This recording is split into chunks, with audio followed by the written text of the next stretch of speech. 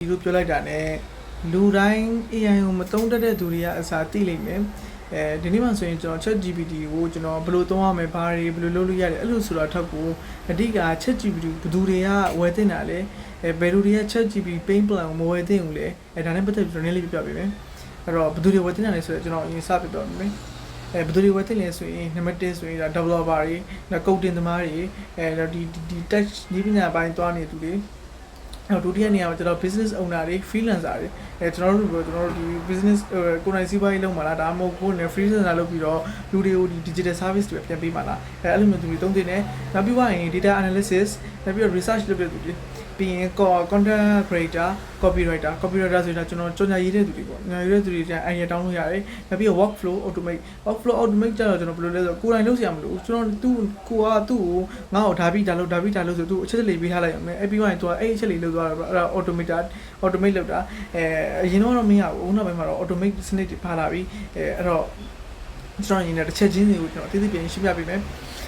developer တွေ coding သမားတွေကဘာကြောင့်သုံးသင့်တာလဲဆိုရင်ဒီကျွန်တော်တာမန်ဒီ model တွေမှာဆိုရင်ဒီ coding solution တွေလောက်တာ coding နဲ့ပတ်သက်ပြီးရေးတဲ့အခါတွေနောက်ပြီးတော့ဒီ bug တွေလောက်တာတွေနောက် architecture design တွေဆွဲတာ script တွေရေးတာဆိုရင်ဒီအမှားတွေများတယ်နောက်ပြီးတော့ကျွန်တော်နေဒီ paint မဝယ်ထားဘူးဆိုရင်အချိန်လေးနဲ့ပေးရတယ်ပုံမှန်ကိုယ်နဲ့ you တာမှစကြောင်းလေးပေးလိုက်ရင်တော့သူကဒီပြန်ဖြည့်တဲ့အချိန်အနေနဲ့ကြာတယ်ဒီ plan paint ဒီ pro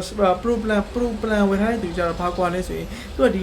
ီပုံမှန်မဟုတ်ဘဲနဲ့ဒီ game ကိုလေးနေတဲ့ research paper တခုပေးလိုက်ရင်တော့သူအချိန်စက္ကန့်ပိုင်းအတူတူမှာအမြင်ဆုံးချုပ်ပြီးတော့နောက်မှန်ကန်ကန်လေးရေးပြီးတယ်ပေါ့အဲ့ဒါတွေကွာတယ်နောက်အမားနည်းဆိုတာလှုပ်ဆောင်ပြီးနိုင်တယ်ပေါ့အဲ့တော့ဘာတွေအကျိုးကျေးဇူးတွေရှိစေလဲပေါ့ဘာတွေအကျိုးကျေးဇူးတွေရှိစေလဲဆိုရင်ဒီကိုယ့်ရေးရမယ့်အချိန်သက်သာသွားမယ်ပြီးဒီ problem solving အပိုင်းတွေကိုကိုကဒီဦးစားပေးလှုပ်ဆောင်နေတာလေပေါ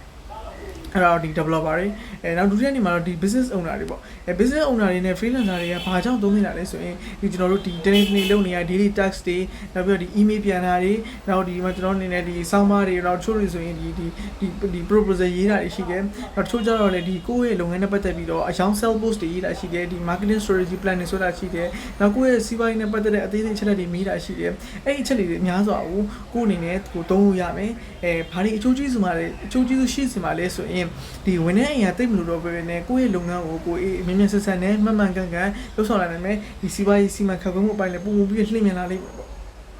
Okay နံပါတ်3နေရာမှာကျတော့ဒီ data analysis နဲ့ research လုပ်တဲ့သူတွေဒီကျွန်တော်တို့ဒီ research လုပ်မယ် data analysis လုပ်မယ်ဆိုရင် field plan နဲ့ဘလို့မှမရဘူးဘလို့မှအဆင်မပြေမှာမဟုတ်ဘူးကျွန်တော်ね paint plan ဝယ်မှရမယ်ဒီ paint plan မှာပါတယ်ဒီ advanced data analysis feature တွေကဆိုရင်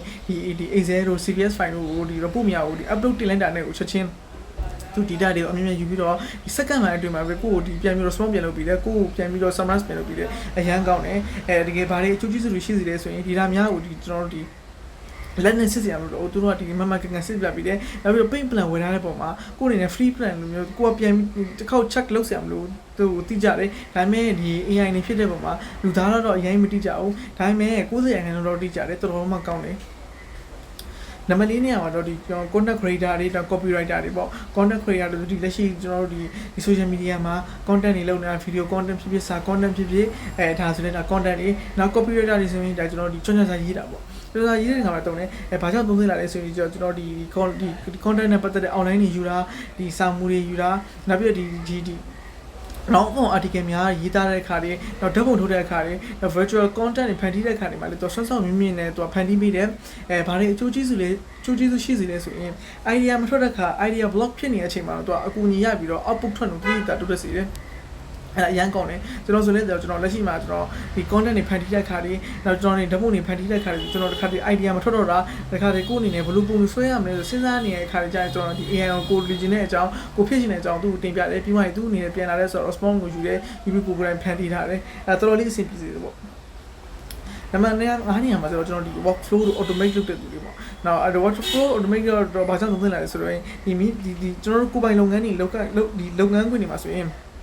ဒီလိုအပ်ချက်နဲ့ကိုက်ညီမဲ့ဒီ GPT ဆိုရှိတယ်ဒါကတော့ဒါဒီ ChatGPT မှာဆိုရင်တော့ဒါ custom GPT လို့ခေါ်တယ်ဒါပေမဲ့ဒီတခြား AI တွေမှာဆိုတော့သူနာမည်လေးတွေရှိတယ်ပေါ့ဒါပေမဲ့ဒီဘက်မှာဆိုနာမည်လေးတွေပဲကွဲသွားတာဒီ channel ဘက်ကအတူတူပဲဒီ jam ဆိုတဲ့အပိုင်းတွေပေါ့ဒီသူတို့အဓိကတော့ဘယ်လိုမျိုးလုပ်လို့လဲဆိုရင်ကျွန်တော်တို့ဒီကိုလိုချင်တဲ့ချက်လက်တွေသူပေးထားလိုက်တယ်ဥပမာအနေနဲ့ငါ့ကိုဥမာငါဒီစာအုပ်တော့ငါအမြဲပေးမယ်အဲ့စာအုပ်ပေးတဲ့ခါကျရင်အဲ့စာအုပ်နဲ့ပတ်သက်တိုင်းဒီ jam လေးထုတ်ထားတယ်ဆိုရင်ဥမာဟိုကျွန်တော်ငါအနေနဲ့ဒီစာအုပ်ကနေပြီးတော့ငါ့ကိုဒီ summarize လုပ်ပြီးပြီးသွားရင်ငါဒီစာအုပ်ကိုငါအနေနဲ့ content ပြန်ထုတ်မှာဖြစ်တဲ့အတွက် content plan တွေမှာတစ်ခါတည်း content ရေးပြီးပါအဲ့လိုပြလိုက်လို့ဆိုရင်ကိုအနေနဲ့အဲ့လို custom GP တခုတိစောက်ထားလိုက်မယ်ပြီးတော့ကိုကအချိန်မီကိုအနေနဲ့စာအုပ်လေး PDF file တစ်ခုစာအုပ်တင်နေတော့ကိုအနေနဲ့ကိုလိုချင်တဲ့အချက်လေးတွေကိုပြန်ပြီးတော့ပြန်ရေးချပြီးတဲ့အပိုင်းပေါ့တော်တော်လေးကောင်းတယ်ဘာတွေအကျိုးရှိစေမယ်ဆိုကျွန်တော်တို့ဒီနေ့စဉ်တိုင်းများသမရိုးကြအလုပ်လုပ်နေတဲ့အရာလေးတွေကိုဒီတက်တာစေမယ်ပေါ့ okay ဒီမှာအခုမှရှင်းပြမှာဘယ်သူတွေက free သုံးလို့ရတယ်ဘယ်သူတွေက pro version သုံးလို့ရဆိုတော့ဒီကျွန်တော်တာမန်မေးခွန်းလေးတွေမေးတယ်စာလေးတွေမေးတယ်နောက် personal တော့ပဲသုံးမယ်ကိုယ်နေအရင် business မဆန်ဘူးဆိုရင်တော့ဒီ free version ကလည်းအဆင်ပြေတယ်တခြား model လေးလည်းသုံးလို့ရတယ်ပေါ့ဒါပေမဲ့ကိုကအဲ့လိုမဟုတ်တော့ဘူးဒီကျွန်တော်နေ့စဉ်တူကမှလည်းသုံးတော့မယ်နောက်ပြီးတော့ကိုယ့်ရဲ့ workflow အဆင်ပြေစေဖို့ productivity ဖြစ်စေဖို့ဆိုရင်တော့ဒီ paint plan ကဝယ်ယူခြင်းသုံးစွဲခြင်းရတော့ဒီကတန်မှုရှိတဲ့ရင်းနှီးမြှုပ်နှံမှုတစ်ခုဖြစ်မယ် okay အဲ့ဆိုရင်ဒီ ChatGPT ကိုဘယ်မှာဝယ်ရမလဲပေါ့ရမယ်ဆိုရင်ဒီ DPS 2.0 မှာဝယ်လို့ရမယ်